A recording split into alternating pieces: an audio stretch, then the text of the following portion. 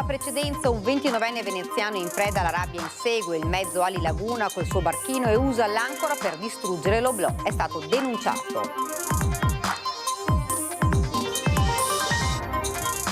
Momenti di paura al pronto soccorso di Chioggia. Un utente in stato di alterazione ha preso a testate il vetro del triage, infrangendolo, preso in custodia dalle forze dell'ordine. Prevale ancora lo shock tra chi vive e lavora in via Ancilotto dopo l'esplosione e l'incendio che ha completamente distrutto il locale di distributori automatici, forse un atto doloso, indagini in corso. Credevo che Venezia fosse una città sicura. Ai nostri microfoni il racconto del 50enne che ha salvato una ragazza da un pestaggio in strada in pieno giorno nel cuore della città. Sono ore di apprensione per il rientro di un gruppo di parrocchiani veneti, tra cui gli esolani bloccati in Galilea dopo il blocco dei voli in seguito ai bombardamenti dall'Iran. Questa mattina gli operatori del comune hanno tagliato alcuni alberi in strada del Rigo a Mestre, ma se alcuni residenti l'hanno accolto con favore, altri invece hanno protestato. La 35esima edizione del Palio della Marcigliana è stato un successo pubblico. Centinaia di figuranti con i tradizionali costumi hanno riportato la città al Medioevo. Buonasera, ben ritrovati dalla redazione di Venezia. Questi titoli: in primo piano la cronaca. A bordo di un barchino un giovane affiancato e danneggiato un mezzo Ali Laguna al termine di un alterco sul moto ondoso e su una mancata precedenza. Due colpi con l'ancora e il vetro va in frantumi. Il video ha fatto il giro dei cellulari di tutta Venezia. Siamo alle fondamenta 9. La discussione tra il conduttore di un barchino e un mezzo di Ali Laguna, iniziata dalle parti della Certosa, degenera fino a quell'atto conclusivo, sintetizzato giuridicamente come danneggiamento e interruzione di pubblico servizio, nella denuncia che i carabinieri del nucleo natanti del Comando Provinciale di Venezia hanno formalizzato al 29enne. La discussione sarebbe stata causata dal moto ondoso provocato dal mezzo Ali Laguna e pare anche da una mancata precedenza. L'episodio è avvenuto poco dopo le 19 di domenica. I carabinieri sono intervenuti all'imbarcadero ACTV delle fondamenta 9, dove il mezzo, con a bordo una quarantina di passeggeri provenienti dal Lido, aveva attraccato a seguito del danneggiamento. Le indagini e in particolare la visione delle immagini dei sistemi di videosorveglianza presenti in zona hanno permesso di identificare il presunto responsabile e formalizzare la denuncia. È stato fermato dalle forze dell'ordine dopo aver infranto a testate il vetro del triage del pronto soccorso di Chioggia. Protagonista un giovane con meno di 30 anni che, lamentando mal di denti, era arrivato in stato di alterazione senza voler fornire le proprie generalità. A fronte della proposta di un primo intervento con trattamento antalgico, il paziente aveva sulle prime dato l'impressione di voler lasciare la struttura per poi tornare verso il triage colpendolo con una testata e infrangendolo. Nessun contatto tra il personale e la persona che ha dato in escandescenza, che è stata fermata dall'intervento tempestivo delle forze dell'ordine.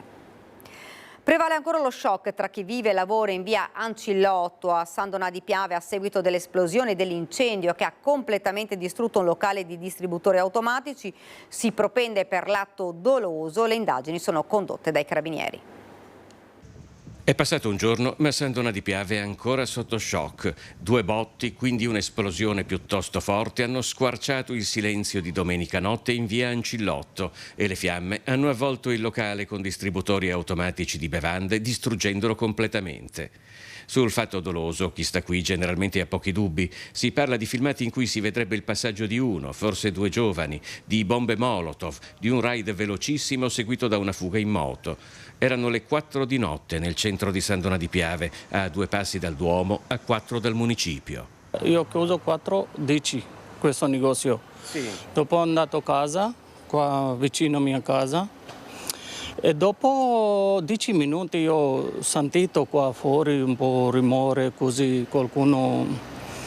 E dopo io ho visto su balconi che è acceso fuoco e vicino anche il mio negozio. Il rivenditore di kebab non ha subito danni ed oggi è aperto accanto al disastro avvenuto domenica notte. L'area rimane transennata, sottoposta a sequestro penale, ma anche se non lo fosse, il soffitto provato dalle esplosioni prima e dalle fiamme poi non è sicuro e qui non ci si può stare, tanto che l'appartamento al piano di sopra è stato evacuato e i residenti spostati in un albergo.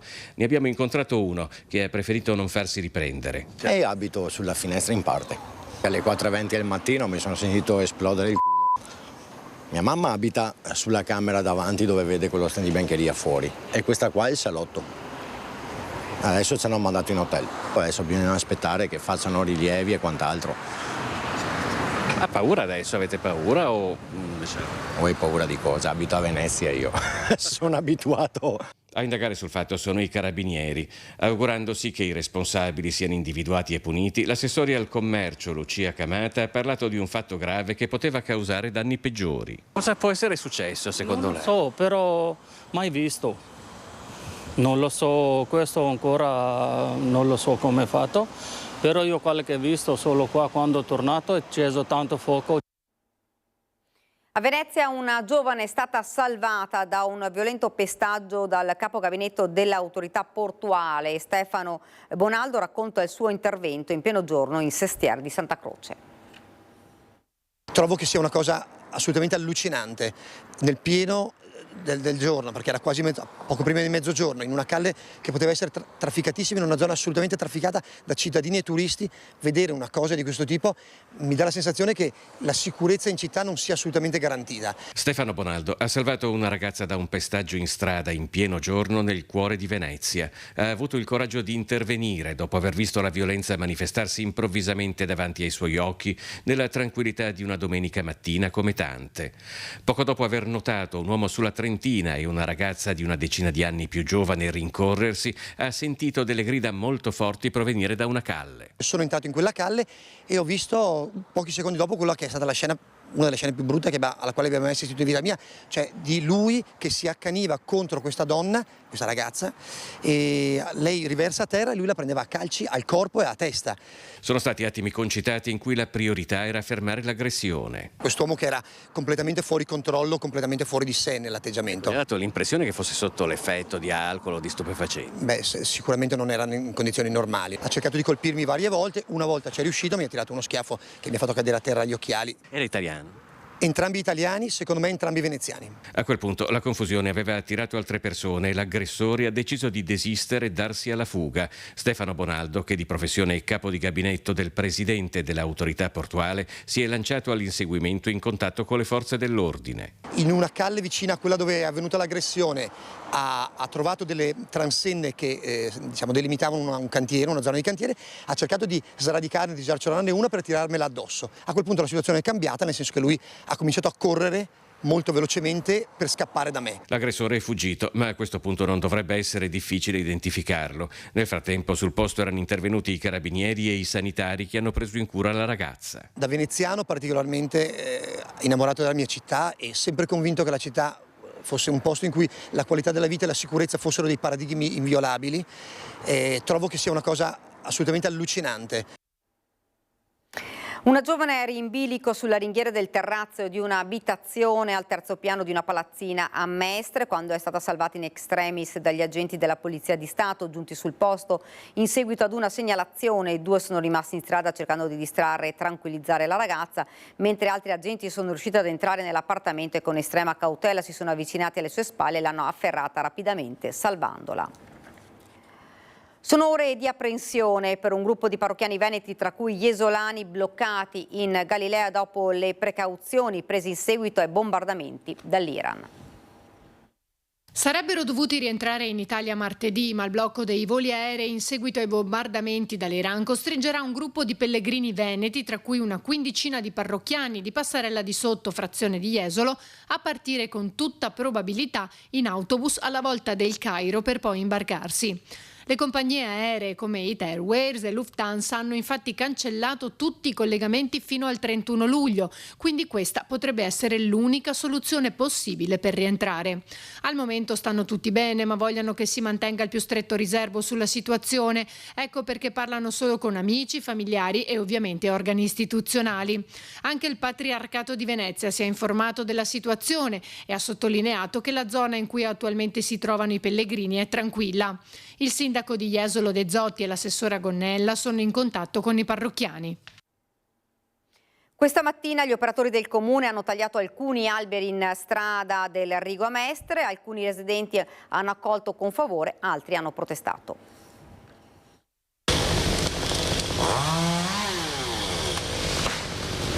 Nuovo taglio di alberi a Mestre, questa volta lungo strada del Rigo, nei pressi della scuola elementare Toti. Operazioni che però non sono state gradite da alcuni residenti della zona. Mi viene da piangere a vedere, veramente, osceno. Non si può mettere un cartello dopo 2 giorni tagliare.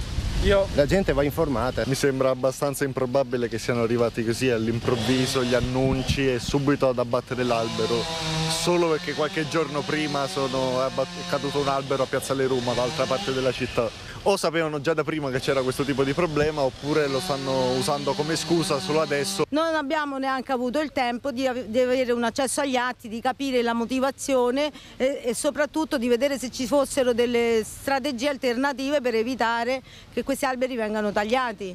Anche perché qualche anno fa le persone di questo viale avevano chiesto di verificarli e avevano detto che erano sani. Poi c'è stato l'evento della caduta dell'albero in Piazzale Roma e quindi adesso gli alberi sono risultati improvvisamente ammalati. Io sono sicura che loro hanno fatto il loro lavoro e che questi alberi sono realmente malati, lo spero per loro. I timori sono quelli che si voglia cementificare. Lo scopo è molto oscuro, perché appunto, come diceva Sabina, qua si parlava di un parcheggio, quindi insomma. Ma non tutti i residenti della zona la pensano allo stesso modo. Ho accolto favorevolmente in quanto è una zona frequentata dalle scuole, dai bambini, dalle famiglie che ogni mattina, ogni pomeriggio vengono a prendere i ragazzini e sicuramente era un po' di anni che andava manutentato il verde e adesso è arrivata questa occasione appunto che sono stati decretati questi alberi con delle problematiche dopo una perizia e dunque sono giunti a tagliarli. Secondo me sia una cosa positiva, anche perché, ripeto, verranno sostituiti con degli alberi più consoni all'ambiente scolastico. Come hanno già fatto anche qualche anno fa, che hanno sostituito con dei tigli che fanno meno sporche e sono più accessibili. C'è gente che si è spaccata le gambe per le foglie in autunno, c'è gente che sta a casa per il polline. Allora è giusto che ci sia queste cose. Lei mi risponde alle macchine. Le macchine sono utili, questa è una cosa che è utile in mezzo ai boschi, non qua. Perché qua crea dei disagi. Purtroppo a maggio ci sono metà scuole elementari che stanno a casa dei bambini perché sono allergici al polline. Poi hanno detto che poi non è che li sostituiscono con delle piante diverse, cioè qui carpini.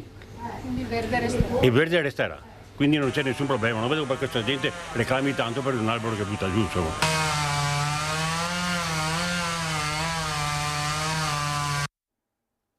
Grande successo per la 35esima edizione del Palio della Marcigliana. Invece bello siamo qui.